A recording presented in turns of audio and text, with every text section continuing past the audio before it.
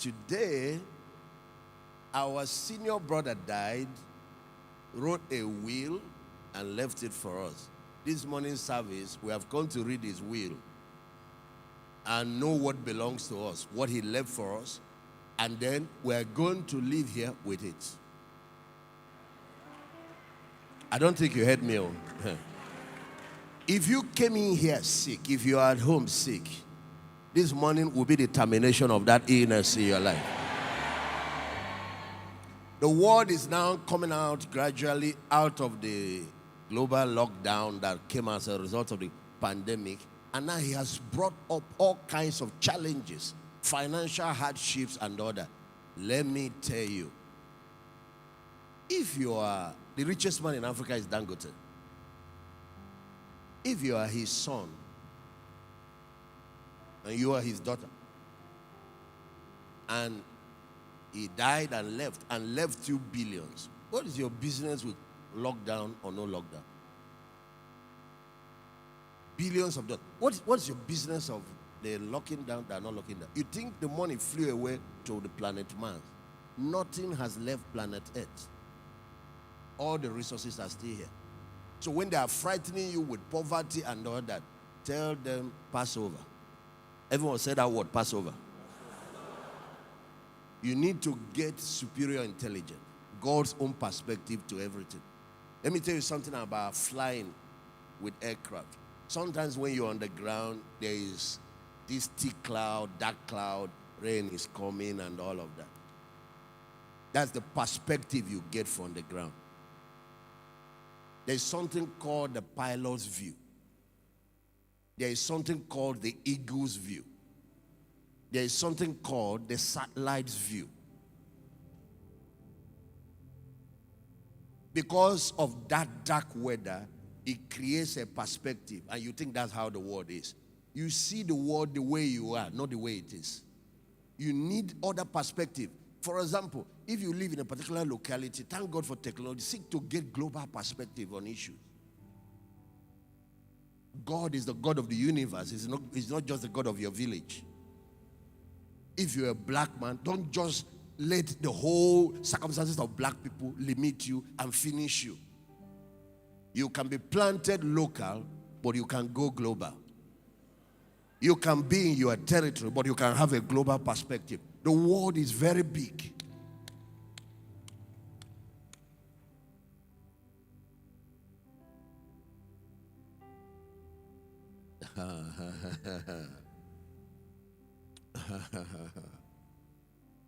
Sometimes the economy of one particular country or locality is in shambles. They are going through problems. You just cross another place, another country is soaring and doing well. Who told you must die with a sinking ship?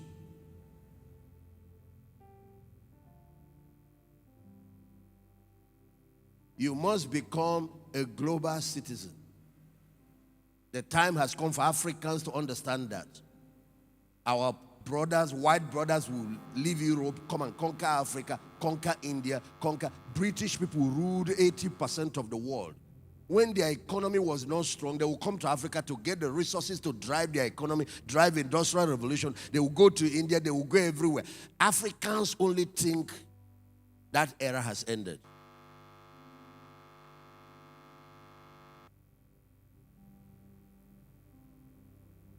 It's like what they call famine in Africa. We're not able to produce crops, animals are dying, and the reason is because one source of water supply went off, like where your tap goes up in the house. And that is the one you call rainfall. The whole of the economy of Africa is destroyed because of that. But there are up to 7 sources of water on earth. You might not know, but it's true. Do you know that this your atmosphere, this your air is water? That condensation, you convert it to liquid. Just this air. Do you know that you have liquid oxygen? You put it in tanks.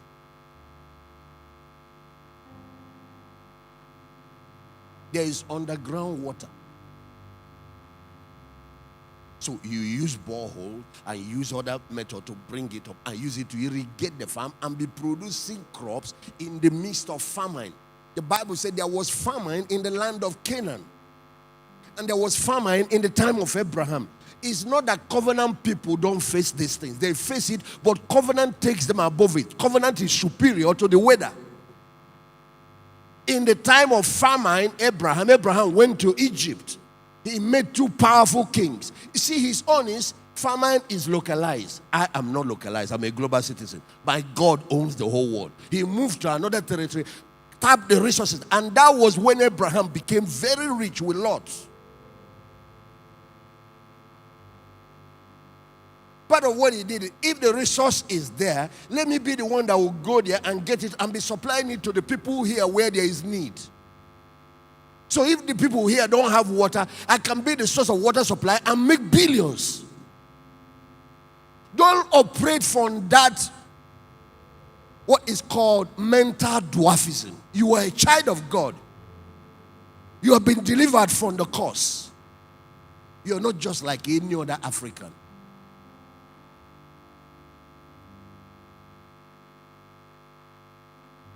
So that's what Abraham did. He left the locality where the problem was, went to where the solution was, and then got the solution and became the one that brought it back. Now, Abraham finished, he was blessed. The Bible said God blessed Abraham in everything. I'm talking about covenant people. Because this weekend is about covenant. And then Abraham finished, prospered, survived some of the worst adversities. Of course, in those adversity, those period was when he prospered the most. The Bible says Abraham and Lot returned with great substance that they had to separate because the land could not handle them anymore.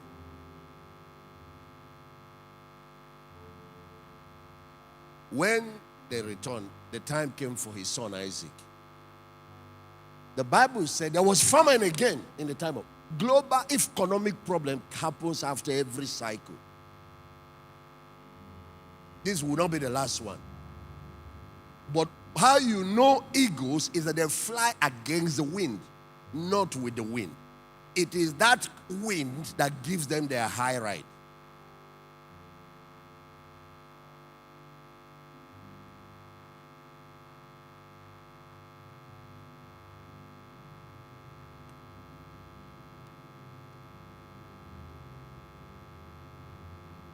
There was famine in the time of Isaac. I wish I can take you there. And guess what Isaac did? He wanted to do what his father did. So he packed his bag to go to Egypt. But then he did something. He inquired of the Lord. And that night the Lord said to him, do not go down to Egypt. There are other sources of water. What is happening is that rain is not falling, so crops are dying, animals are dying. Is an opportunity for covenant people. Because what happens is that the covenant opens your mind with innovations, with ideas, with alternative breakthroughs. A breakthrough is a sudden outburst of knowledge or idea that takes you beyond the limitation you are facing. That's a breakthrough. A breakthrough is not just that your enemy died. The problem is still there, but you have moved to another level of thinking that now makes you in charge of the problem. You convert the problem to advantage. A sudden outburst of light. Oh, wow. You just get it. And that's what is going to happen to all of you that are going to listen this morning. You are going to experience multiple breakthroughs in this service. A sudden outburst, revelation. Oh, my God. It just dawns on you. Because every problem is a knowledge problem. Every problem is a wisdom problem. Every problem is an idea away for a solution. Your life is one breakthrough idea to your next level. Those millions you are believing God for, those billions, you are just one breakthrough idea to it.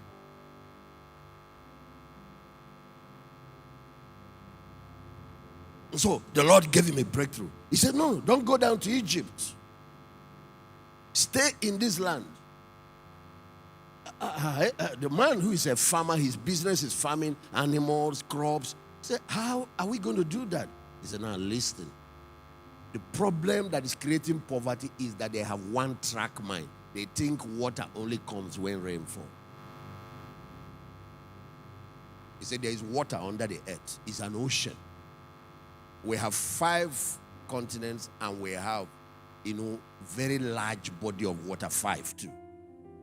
You have Atlantic, you have the Pacific, you have the Indian Ocean. Those are the 3 biggest ones. The Pacific is the largest. But there is also a continent that is a frozen continent.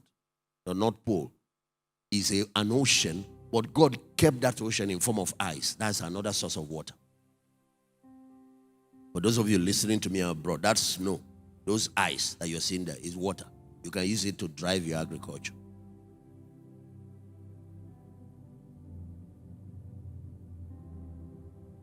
So God pointed Isaac just to underground water. God put up Psalm 24. The earth is the Lord and the fullness thereof. Please put it up fast. I want you to see something. Look at the things that God owns. He owns the planet Earth. That's the first thing. The earth is the Lord's. Second, the fullness thereof. He owns all the resources in it. Third, the world. He owns all of this system, agricultural system, even political system, economic system. All of them are your father. We are here to read inheritance this morning. All of them belong to your father. Then the fourth one, and they that dwell in, all the human beings. He owned them. He created them. He owns the cattle in 1,000 hills. If that is family property, why should you be struggling as his son?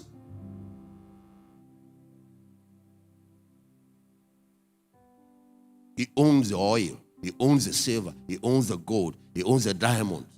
He owns the earth. He owns all the resources, the fullness in it. If you think you own it, tell me what you brought when you are coming here. You came naked. Tell me how many you are going to carry. How much of silver and diamond and car that you will take when you want to live here. You're also going to live. I know they will dress you the day you die.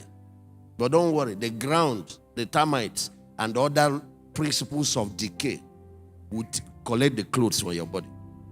After a while, what they will see is just cadaver.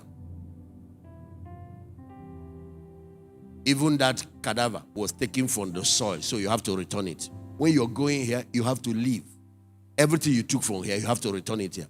They designed this universe, you don't bring any and you don't take any. Even all the oxygen you breathed here, you have to do. You know how you die? You release your last breath. You have to return everything you collected here. All this food you ate and all this manure you have been eating from plants and other, you are going to give it back to the earth. The body must return to the earth, but that's where it was taken. Dust to dust. Then the spirit will return to God that made it. And if you didn't live for God, that day they will show you another direction. That road leads to hell.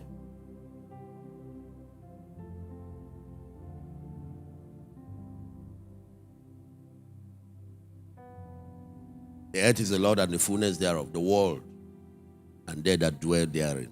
All these different countries, God owns it, and all the people that live in it. Bible said, all souls are mine.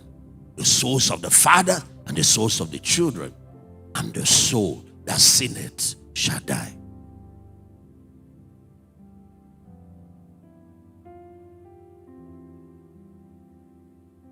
But let's look at verse 2. No. We are in Psalm 24. There's something, why I called it, I need to show you. Verse 2. Talking about planet Earth. He said, for he has founded it upon the seas and established it upon the floods. There is underground flood, underground sea, underground water. This earth crust, this land here is sitting on top of water. The day human beings annoy God enough, he will sink everything back. It was water that covered the earth. The Bible said the earth was without form and void. Genesis chapter 1 verse 2. And darkness was upon the face of the deep. You see, darkness was covering the deep. Deep is water. And water was covering the earth. It was out of that he said, let dry land appear. He said, and God shifted all the waters to one side and called them sea. Froze the excess water at the North Pole and made ice planet. And now use volcanic eruption to create a lot of mountains and hills and gave us dry land so we can live here.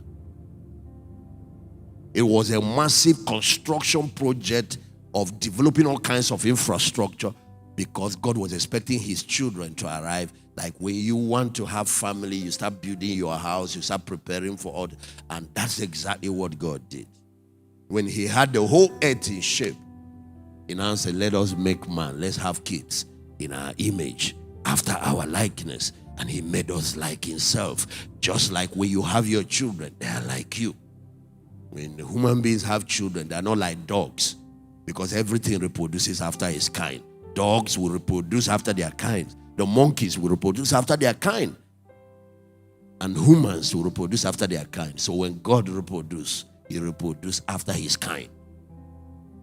He created little gods to run this universe. That's who you are. You are not put here to be struggling up and down. You are put here as the master, the steward, the governor of creation. Pandemic or no pandemic, you are a covenant person. You fly above the weather. You are an eagle.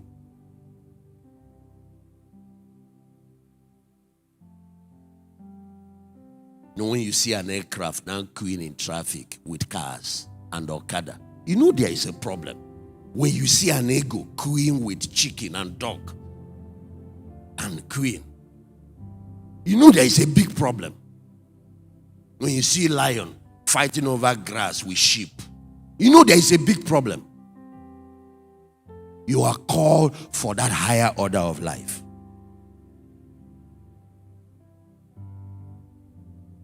And then Isaac sowed in that land and reaped 1,000-fold. Normally 100-fold would do. In famine, he got 1,000-fold.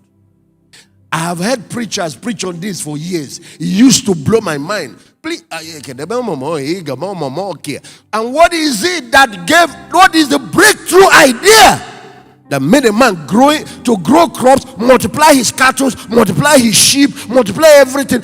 Everybody was now coming to him until the president of the country came to pay him a visit. The king of Westlands, Abimelech, came. He said, you are stronger than us. He have told Abraham that. You are stronger than us. People talk about the Jewish phenomenon, covenant in operation. What happened? The breakthrough idea God gave him is what I just read for you in Psalm 24. There is water on the ground. So use digging, drilling to bring it up. Use irrigation to. I have been to Israel and have found out what it is. Israel is a desert. When they were defeated and scattered after Jesus died, AD 70, they were away from the promised land for almost 2,000 years. They returned in 1948 from AD 70. The land was barren. It doesn't produce anything. It was. So how can that land be the promised land? How can you take people to desert and tell them it's a land flowing with milk and honey? God was seeing what people were not seeing. Because there is a technology behind productivity in a time of famine. There is a wisdom behind productivity even in desert. We spent 10 days and they took us round their farms.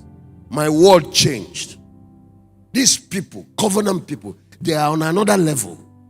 Today, it is that small country that is living in a desert that is number one source of agricultural produce to all the surrounding nations, to America, to everywhere.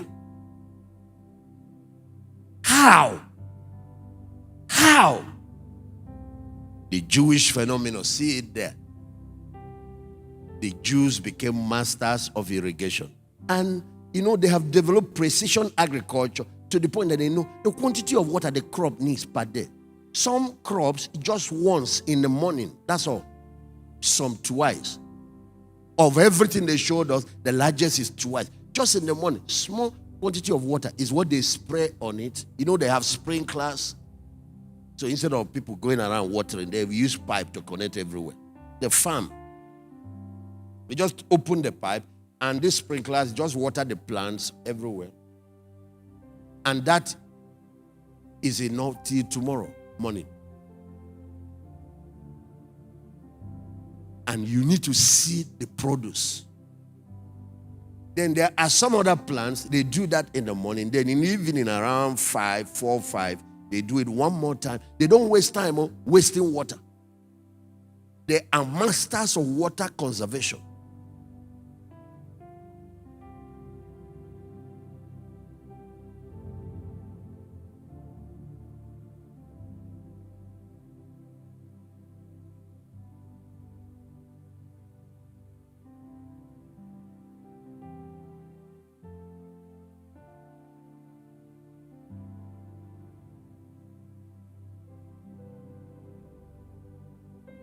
I brought one of them to come and help us with agriculture here in Nigeria. One of the things he said is that Africa is blessed with rain. He said, we don't have this kind of rainfall in Israel. We don't. He said, but see what we do when we have the rain.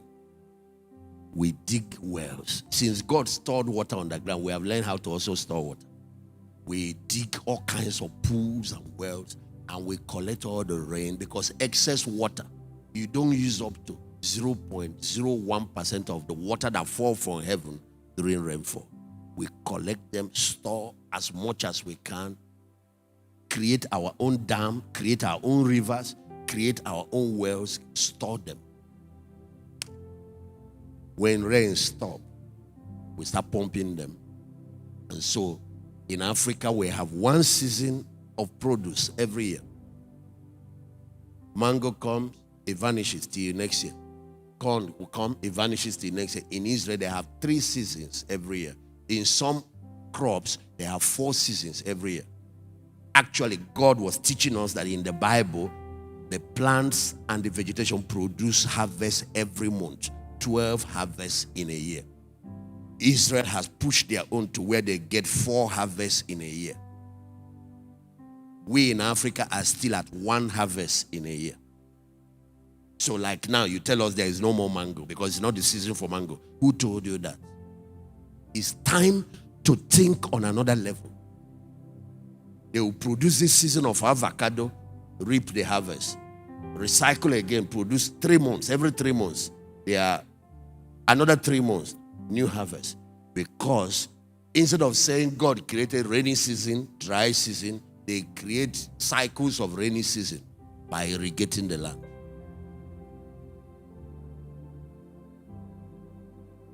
Who told you that your prosperity is something that is hanging? It is at the mercy of government, at the mercy of the way forward after COVID is alternative systems. Alternative systems. Alternative systems. Those people who rule the world in these last days. God gave us a promise. The mountain of the Lord's house shall be exalted above the mountain. Put it up, Isaiah chapter 2. Let me read you the promise of the end time church. It shall come to pass in the last days, before Jesus comes, before the Antichrist shows up, there will be a second coming of the church. And it's no more a future promise, it is a now reality. And I come to Port Harcourt to tell you guys, my brothers and sisters, some of us are among the spies that were sent to the promised land to go and verify whether God's promise is true. But you know, some of my friends brought bad reports. I'm like Joshua and Caleb, who is here to tell you that it's true. And I have the evidence in my life. I'm living in what I'm talking about, not just preaching. This land is filled with milk and honey. When you look at it at first level, you call it desert. Because the people that lived there before called it the land that eats up its inhabitants. And I'm telling you, this Nigerian land is a land filled with milk and honey. Why do you think the Bill Gates are coming here? The Mark Zuckerberg are coming here. All the major tech giants are coming to invest in this economy, and you are trying to run away. No, like Abraham, you might want to go to get something, because part of world creation, look for where there is resource. Go get it. Come to where it is scarce or it doesn't exist. Come and sell it to them. and make tremendous money. You don't have to manufacture to be wealthy. Sometimes the middlemen make more money than the producers. It's like agriculture. You don't have to go buy land and start farming to be playing in agriculture. No, go to the rural communities and find the women that are growing all the crops. And you can even run seminars, teach them how to get better yields, help them with a few things. But once they produce, be the one that control all the things. Line up trailers and be the one supplying to Lagos, supplying to everywhere, supplying to the supermarkets, supplying to the departmental stores. Since you people like apple, you don't know how to grow it. Let me be the one supplying it to you. Destroy that consumer mindset and develop the producer mindset. Destroy that consumer mindset and develop the supplier mindset. Can I hear somebody say amen? It doesn't matter which nation you are living in. No money flew from Earth to Mars to Jupiter. All the resources are here. What happens is that the COVID-19 has redirected the flow. Set trap for money. It will come and find you. You know the way hunters set trap for rabbits. Stop pursuing rabbit. Learn how to set trap. Because it's called currency. It's flowing.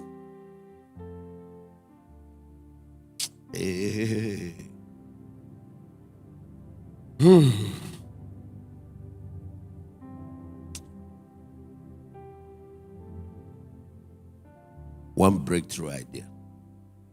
This is the reason, one of the reasons we sow seeds. There are 7 major things that giving does. One of the things, it breaks open the windows of heaven and it brings you rain.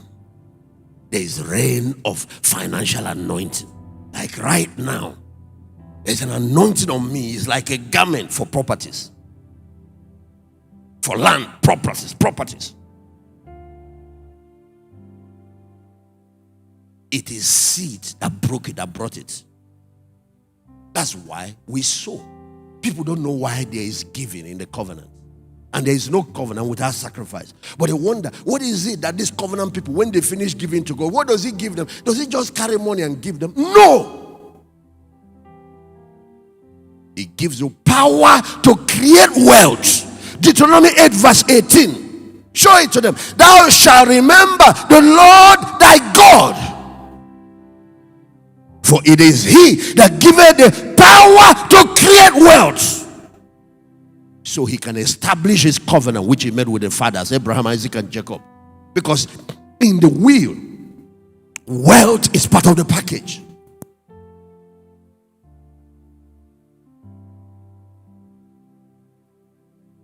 Everybody lift up your hand. Father, take our people to another level. Please, Lord, open up the mind, open up the spirits, open up the heavens. Here, launch these people into another level of supernatural abundance, into another level of thinking. Launch them.